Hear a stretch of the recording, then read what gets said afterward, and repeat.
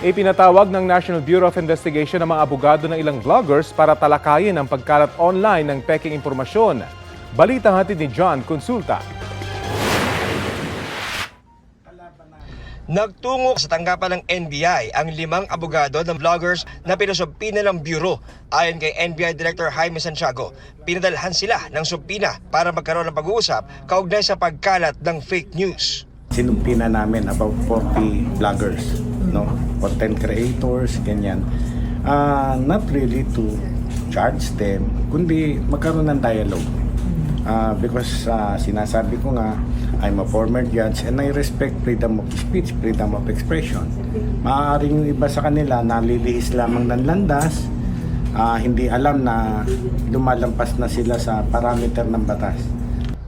Nilinaw ni Direktor Santiago na bagamat nilerespeto ng NBI ang karapatan ng paglalabas ng opinyon at malayang pamamahayag, hindi raw maaaring labagin ang probisyon ng batas. Halimbawa, nagko-comment, bakit ngayon lang nagbenta ng 20 pesos na bigas porket malapit na election?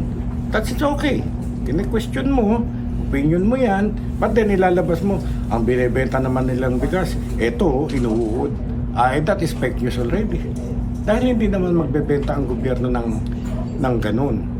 Git naman ng ilang abogadong humarap, importanteng mabalanse ng maigi ang pangangalaga sa karapatan ng pamamahayag at pagbabantay sa pagkalat ng fake news. This is part of discussions, this is part of commentary, this is covered by free speech. Sabi niya wala namang problema with commentary, wag naman daw yung fake.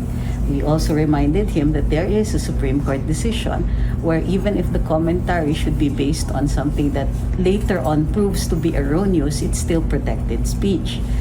Paalala ng NBI, sasailalim sa investigasyon ang mga hawak nilang mga ebidensya para matukoy kung alin ang iaakyat nila para may reklamo sa DOJ.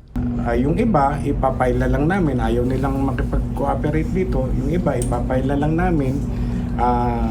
And then, sa DOJ na sila magpaliwanag. Due process pa rin. John Consulta, nagbabalita para sa GMA Integrated News.